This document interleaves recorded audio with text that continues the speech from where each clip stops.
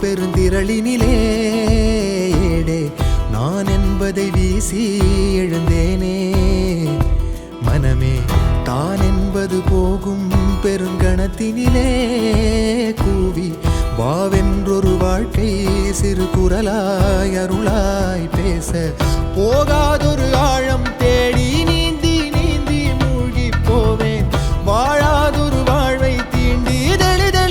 தெளிவில் பூப்பேன் காணாதொரு வெளிச்சத்தில் என்னை நானே